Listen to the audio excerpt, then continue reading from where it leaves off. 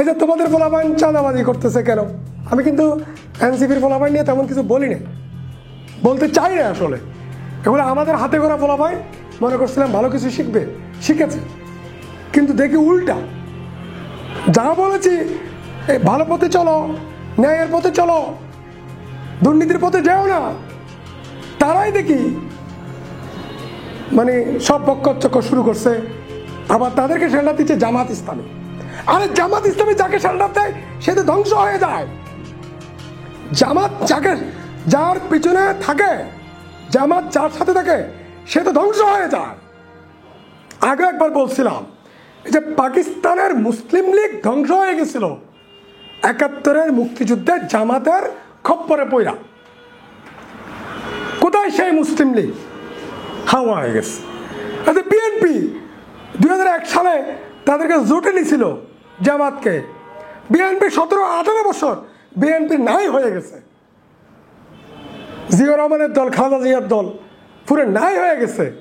এরকম একটা অবস্থা জামাত সৃষ্টি করছে, ঠিক না?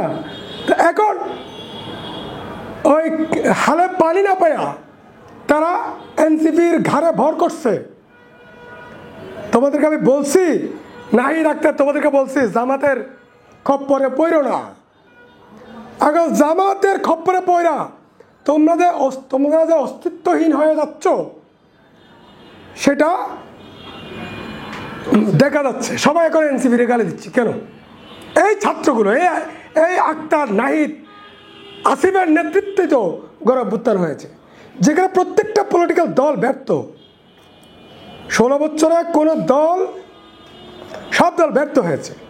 সেখানে আমাদের আক্তার, নাহিদ, আসিফরা বাংলাদেশের জনগণকে স্বৈরাচারের বিরুদ্ধে আলোর মুখ দেখিয়েছে, খুনি হাসিনার পতন নিশ্চিত করেছে। তো তোমরা তো নায়ক না, তোমরা মহানায়ক। তো তোমরা মহানায়ক থেকে তোমাদের ছন্দ পতন হয়ে গেল কেন? তোমরা ওই যে ৭১-এর মুক্তিযুদ্ধে পর্যন্ত বঙ্গবন্ধু শেখ মুজিবুর রহমানের যে উঁচা আসন, সেখান থেকে নেমে ৭২, ৭৩, ৭৪-এ কী হয়েছে? একদম পতন হয়ে গেছিল শেখ মুজিবের এই জনপ্রিয়তা। সেম তোমরা তো একা কাম করলা কেন? কেন এগুলো করতে গেছো? কেন তোমার বিএনপির সাথে গুতাগুতি করতে হবে? বিএনপির নেতাকর্মীদের ত্যাগ নাই? সারা ১৭-১৮ বছর বিএনপির নেতাকর্মীরাই কি জীবন দিছে, জেলে গেছে, গুম হয়েছে, মরছে। ৯০% বিএনপি নেতাকর্মীরা ত্যাগ করছে, সাথে জামাতও, তাই না? তো তোমরা বিএনপির মতো একটা এত বড় রাজনৈতিক দল, এত বড় একটা জনপ্রিয় দলকে তোমরা শত্রু বানাইতে গেলে কেন? জামাতের কপড়ে পড়া। জামাত তোমাদেরকে সেভ করতে পারবে না। তোমাদেরকে যদি সেভ করে বিএনপি এবং বাংলাদেশের জনগণ তোমাদেরকে সেভ করতে পারবে। শুধু পাগলেও বুঝে, তোমরা বুঝো না কেন? বড় নেতা হয়ে গেছো, এত বড় নেতা।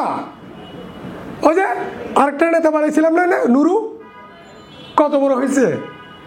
আমাদের কথা না শুনে কত বড় হয়েছে এখন। তোমরা কত বড় হবা তফসিল ঘোষণার পরে দেখা যাবে।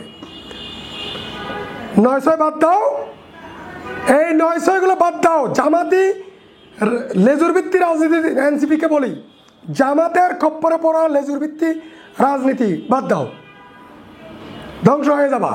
আর যদি বাদ দিয়ে এই রাষ্ট্রের এই আন্দোলন সংগ্রামের ১৬ বছরের আন্দোলন সংগ্রামে যারা স্টেক হোল্ডার, যাদের দীর্ঘমেয়াদী ত্যাগ আছে, তাদের সাথে বোঝাপড়া করে ইলেকশনটা করো বা দেশ শাসন, রাষ্ট্র গঠন করার জন্য কাজ করো। ধন্যবাদ।